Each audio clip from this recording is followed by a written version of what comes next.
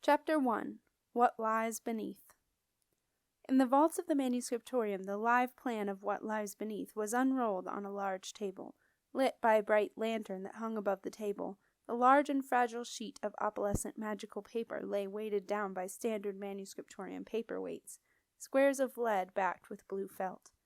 The live plan of What Lies Beneath was a map of all the ice tunnels that ran below the castle, apart from the section that traveled out to the Isles of Siren. As its name suggested, the live plan was a little more than just a plan. Magically, it showed what was happening in the ice tunnels at that very moment.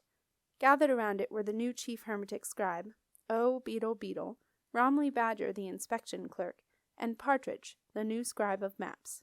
If you had walked into the vaults at that moment, it would not have been clear who actually was the chief hermetic scribe. Beetle's long blue and gold coat of office had been banished to a nearby hook, because its gold-banded sleeves scratched the delicate live plan, and he was wearing his comfortable old admiral's jacket, which kept out the chill of the vaults. With his dark hair flopping forward over his eyes, Beetle looked very much at home as he leaned over the live plan, concentrating hard. Suddenly, Romilly, a slight girl with light brown hair, and what Partridge thought was a cute, goofy smile, squeaked with excitement. A faint, luminous splodge was moving along the wide tunnel below the palace. "Well spotted," said Beetle. "Ice wraiths are not easy to see. I reckon that's Moaning Hilda." "There's another one." Romilly was on a roll. "Oh, and look, what's that?" Her finger stabbed at a tiny shadow near the old great chamber of alchemy and physic. Partridge was impressed. There was a minuscule blip at the end of Romilly's finger. "Is that an ice wraith too?" he asked. Beetle peered closer. "No, it's too shadowy and slow. Look, it is hardly moving at all compared to Moaning Hilda, who is way over there now, and it is too well defined. You can see it actually has a shape." Romilly was puzzled. "Like a person, you mean?" "Yes," said Beetle. "Just like a— Bother!" "It's gone," said Romilly sadly. "That's a shame. It can't have been a person then, can it? Someone can't suddenly disappear. It must have been a ghost." Beetle shook his head. It was too solid for a ghost, but the live plan was telling him that all the ice tunnel hatches remained sealed, so there was nowhere the person could have gone. Only a ghost could disappear from the middle of an ice tunnel like that. "Weird," he said. "I could have sworn that was human." It was human. A human named Marcellus Pye. Marcellus Pye, recently reinstated castle alchemist, had just dropped down through a hatch at the bottom of an unmapped shaft, which went close enough to an ice tunnel to show on the live plan. As soon as he was through the hatch, Marcellus knew he was safe. The live plan did not show anything lower than this level.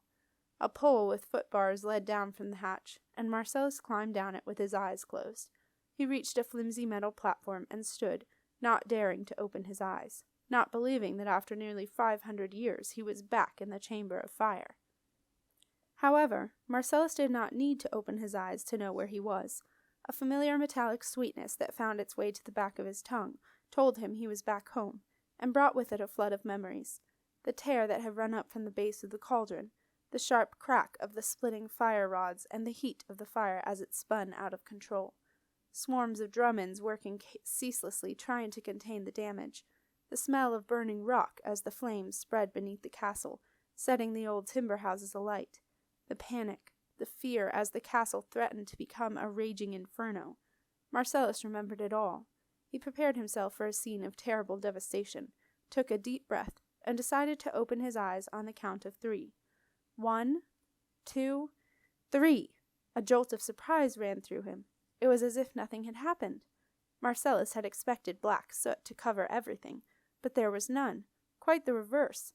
Illuminated by the neatly placed fire globes, which still burned with their everlasting flames, the metal platform shone. Marcellus picked up a fire globe, cupping it in his hands. Marcellus smiled. The flame inside the ball licked against the glass where his hands touched it, like a faithful dog welcoming its owner home. He replaced the ball beside his foot, and his smile faded. He was indeed home, but he was home alone. No Drummond could have survived. Marcellus knew that he must now look over the edge of the dizzyingly high platform on which he was standing. This was when he would know the worst. As he gingerly walked forward, he felt the whole structure perform a slight shimmy. A feeling of panic shot up through his feet. Marcellus knew exactly how far he had to fall. Nervously, he peered over the edge. Far below lay the great fire cauldron, its mouth a perfect circle of blackness, ringed by a necklace of fire globes. Marcellus was immensely relieved. The fire cauldron was intact. He stared down into the depths, allowing his eyes to become accustomed to the dark. Soon he began to make out more details. He saw the metal tracery that was embedded in the rock, and covered the cavern like a huge spider's web, gleaming with a dull silver shine. He saw the peppering of dark circles in the rock that marked the entrance to the hundreds, maybe thousands, of Drummond burrows. He saw the familiar patterns of fire globes that marked out paths of the walkways, strung across the cavern hundreds of feet below, and best of all, he could now see inside the cauldron the graphite glitter of 139 stars, the ends of the fire rods that stood upright like fat little pens in an inkpot. Marcellus shook his head in utter amazement.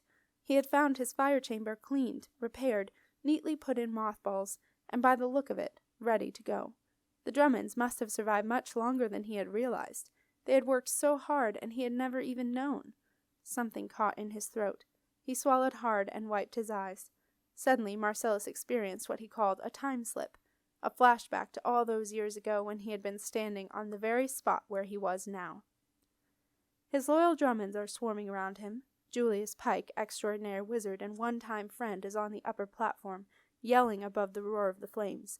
"Marcellus, I am closing this down. Julius, please, just a few hours more," he is begging. "We can control the fire. I know we can." Beside him on the platform, old Duglius Drummond is saying, "Extraordinary, we Drummonds do guarantee it, we do." But Julius Pike doesn't even recognize the Drummond as a living thing. He completely ignores Duglius. "You have had your chance," Julius yells. "I am sealing the water tunnels and freezing them. It is over, Marcellus." He is dragged toward the hatch by a bunch of thick-set wizards. He grabs hold of Duglius, determined to save at least one Drummond, but Duglius looks him in the eye and says sternly, "Alchemist, put me down. My work is not done." The last thing he sees as the hatch slams shut is the old Drummond sadly returning his gaze. Duglius knows this is the end. After that, Marcellus had cared no more. He had handed Julius his alchemy key. He had even helped to seal the great chamber of alchemy, and done nothing more than shrug half-heartedly when Julius, smiling the kind of smile a pike would if it could, had told him that all memories of the chamber of fire would be expunged. "Forever, Marcellus. It shall never be spoken of again, and in the future no one will know what is here. No one. All records will be destroyed." Marcellus shook himself out of the memory, and the distant echoes of the past faded. He told himself that all were long gone. Even the redoubtable Julius Pike was now no more than a ghost, said to have gone back to where he grew up, a farm near the port. But he, Marcellus Pye, was still here, and he had work to do. He had the fire to start, and the two-faced ring to destroy. Marcellus swung himself onto the metal ladder that led down from the upper platform, and cautiously began the descent into the fire chamber, or the deeps, as the Drummonds had called it. The ladder shook with each step as Marcellus headed doggedly downward toward a wide platform, far below from which yet more fire globes winked up at him. Some 10 long minutes later he set foot on what was known as the viewing station, and stopped to take stock. Marcellus was now level with the top of the fire cauldron. He peered down at the star-shaped tops of the fire rods, glistening with the dull shine that undamaged fire rods possessed.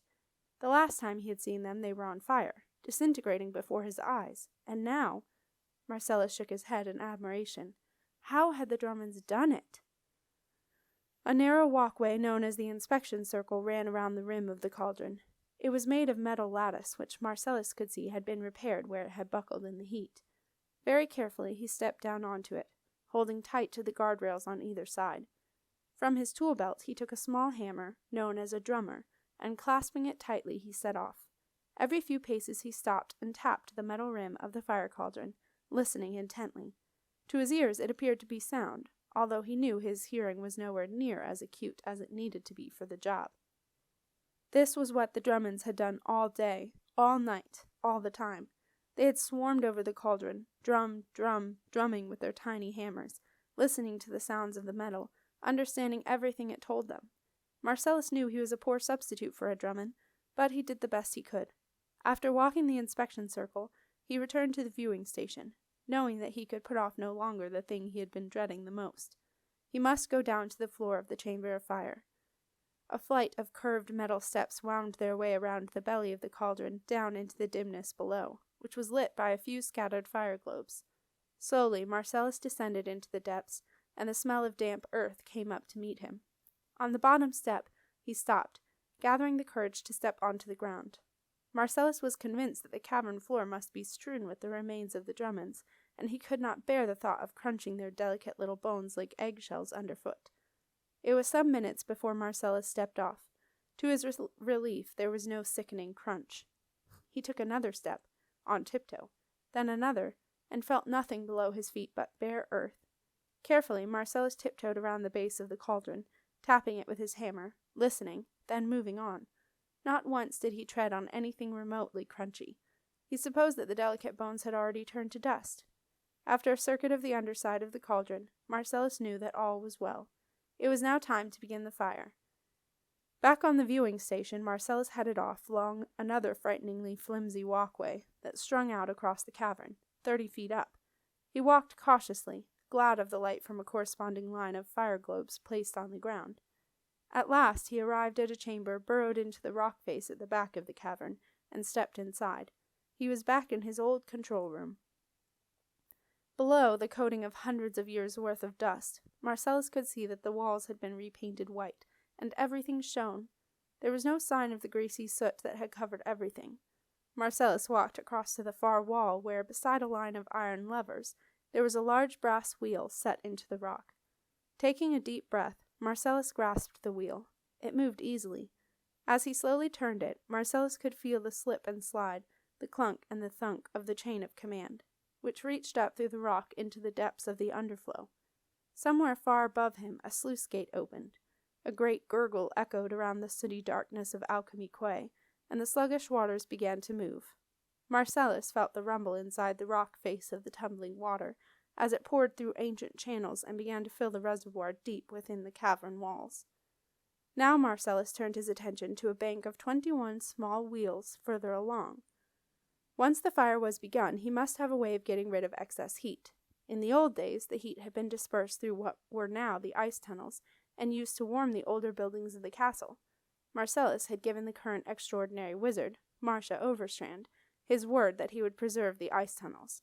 This meant he needed to open up the secondary venting system, a network of pores that snaked up to the surface of the castle. Marcellus dared not risk discovery yet. He needed precious time to set the fire going, time to prove that it was not a danger to the castle. Although Marcia had agreed that he could start up the fire, Marcellus knew that she assumed that the fire was the small furnace in the great chamber of alchemy and physic. Indeed, that was what he had led Marcia to think. Julius Pike had told Marcellus that he would make sure that no extraordinary wizard would ever give permission to open up the chamber of fire again, and Marcellus had believed him. And so now Marcellus turned his attention to the little brass wheels that would open up heat vents scattered throughout the castle, and wick excess heat safely away from the awakening fire. Marcellus had given this some thought. The trick was to open vents in places where the unusual heat could be explained away as something else. He took a rumpled piece of paper from his pocket and consulted a list. Counting carefully along, he spun 9 selected wheels until they stopped. Marcellus checked his paper again, checked the wheels, and stood back satisfied. By now, a red pointer on a dial was telling him that the reservoir was nearly full. Marcellus turned the wheel to close the sluice gate, rechecked his list, and left the control room. Job done. 2 hours later, the water was flowing through the cauldron, and the fire was beginning the slow, gentle process of coming alive once again. Wearily, Marcellus pushed his alchemy key into the dip on the lower fire hatch. He remembered the time, when they were both growing old, that Julius had come to see him. He had given Marcellus back the alchemy key, because, "I trust you, Marcellus. I know you will not use it." And he hadn't. Well, not until now. Romilly and Partridge had long gone back to work, but in the vaults Beetle still watched the live plan. He knew that what goes down must come up. Beetle's stomach rumbled, and as if on cue, Foxy, Chief Charm Scribe, poked his head around the half-open door. Beetle looked up. Marcellus climbed through the lower fire hatch. Once again he was a blip on the live plan of what lies beneath. "Ta-da!" said Foxy. "Sausage sandwich." He put a neatly wrapped package beside Beetle's candle. It smelled wonderful. Marcellus closed the lower fire hatch and began to climb, fast. "Thanks, Foxy," said Beetle. He looked back at the plan, but his eyes, tired after so much staring, did not focus well enough to see the Marcellus blip. He glanced at the sausage sandwich longingly. He had no idea he was so hungry. "I'll unwrap it for you," said Foxy. "You don't want sticky stuff on the live plan." Beetle peered at the plan once more. "Seen something?" asked Foxy. "Yeah, I think." Beetle pointed to the Marcellus blip. Foxy leaned forward, and his beaky nose cast a shadow over the blip. Marcellus reached the upper fire hatch. "Shove over, Foxy," said Beetle, irritated. "You're blocking the light." "Oh, sorry." Beetle looked up. "Sorry, Foxo. Didn't mean to snap. Thanks for the sandwich." Marcellus was through the upper fire hatch and off the live plan. Beetle bit into his sausage sandwich, and down in the deeps, the fire began to wake.